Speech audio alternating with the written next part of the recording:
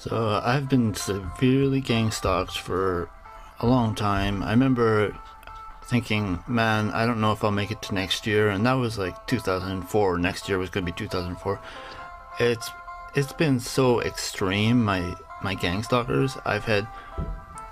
It's been survival for me to find ways to stop my gang stalkers, to make them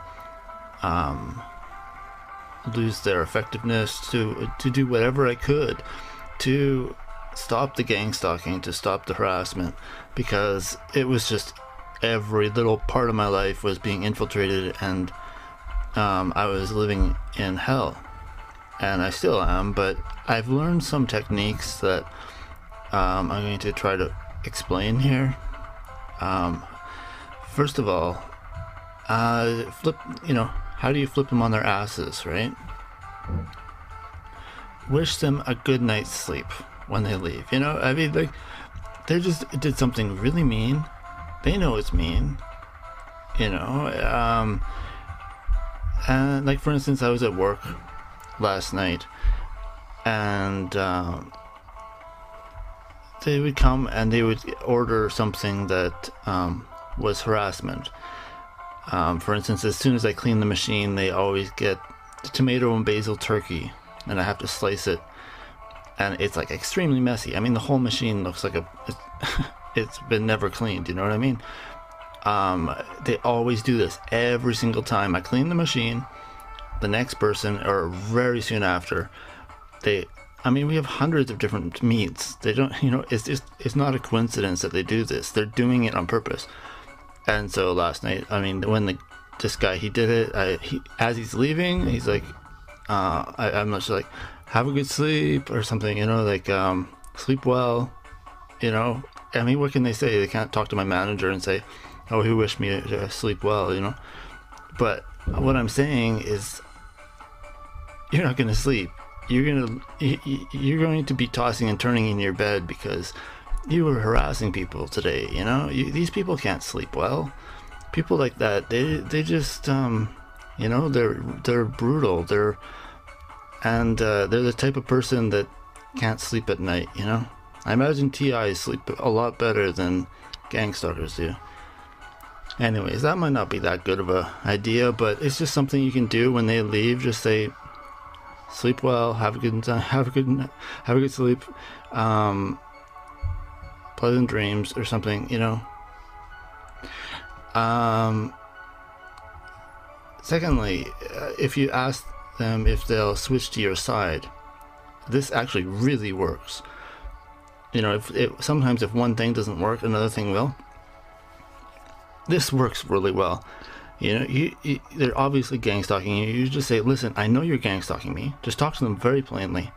I know you're gang stalking me. I don't know how you know all this about me. I assume it has to do with your cell phone, all the technology you're connecting. You're gang stalking me somehow. And what I'm doing is I'm trying to bring a court case against my gang stalkers. And I'm documenting everything. I was wondering if you would change sides. If you would, instead of everything you know about gang stalking, how it's being done, whatever, would you testify in court for me? And you start doing that. Every gang stalker that comes up to you, say, listen, I'm looking for somebody to testify in court for me. You don't have to actually be doing a court case, and they'll probably know that you aren't. But you might be. You know what I mean? And if you do find someone, you could make a court case out of it. That's the thing. They could be afraid. You start having one or two gang stalkers that are willing to testify about the gang stalking operation. That could easily be a good court case. Lawyers would take that on. And this starts scaring them. It really starts scaring them. You can feel them shake. Because they're like, wait a minute, is this real? Is he able to do this? Stalking is illegal, technically, this isn't right. I know this isn't right. They know deep down that everything they're doing is wrong. And technically, it would be considered like organized crime or organized bullying. It's definitely voyeurism, harassment. There's all kinds of crimes that they could be charged with. And anyways, another idea is that seems to work. Just say, listen, you remember 20 years ago, if someone was called a stalker, you'd think, oh, he's a psychotic, he's mentally ill. You know what? Why don't we see that anymore? You know what? Why does everybody forget that this is a mental illness? That stalkers wouldn't do this unless they're mentally ill. Have you seen a doctor about this condition you have? You know, stalking people around. It's kind of mean that way. I don't like being mean too much, going back at them, but like, I mean, seriously, it's kind of just like, whatever. Obviously, they do have a mental illness, you know, because what are you doing? You're following people around. You're crazy. This used to be considered crazy before, like, 15, 20 years ago. If they're younger, you can't really say, oh, you remember 20 years ago. But if they're older, you could say something like that, and then just say, listen, have you seen somebody about this? You know, obviously, you should talk to a psychologist about this. Anyways, another one. This one probably works. One of the best things I've ever used is you take their picture, and you know, I work in a store. You just say to the person, oh, nice hat. I want a picture of it. I'm going to post it on my Pinterest page, Gang Stalkers with Hats, or something, you know? Just say, I want to take a picture. Oh, you got a hat. I want to take a picture. Oh, look at your jacket. I was going to take a picture. You know what I mean? Then you have an excuse to take a picture. They know that you're just using it as an excuse to take a picture. But you can say, oh, I just wanted to take a picture of their jacket, their hat, whatever, right? Gives you an excuse to take the picture. Get their picture, a nice, good, clear picture. Post it on Google Plus so that when people do a Google search, they find their picture. But you have to hashtag it. If you don't know what hashtags is, it means that you put the number sign symbol ahead of it, and then when people search on Google Plus for Calgary Gang Stalker, their picture will come up, or Gang Stalker, or just Mike Smith Calgary, and then their picture will come up, and it's like, oh, Gang Stalker, what? Was this on the Gang Stalker Pinterest board or Facebook or whatever, you know? What's with that, you know? You could post it with all kinds of stuff, and then all of a sudden they're posted with this, you know? It's you're publicly condemning them, and they don't like that.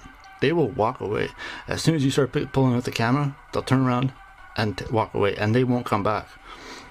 It really works.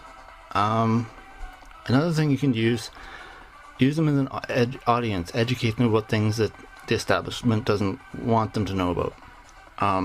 There's all kinds of things you can do. But the more educated you are, the more you know names, the more you know exactly what your perp is. For instance, if your perp is a Catholic, you should know about how exactly the names of the bishops, the friars, the whatever, that were involved in implementing communism, that were involved in implementing Nazism, that were, you know, you can go into all these kinds of things that absolutely are unknown and absolutely are terrifying to the Catholic Church, because they've been implicated in basically the most terrible things ever.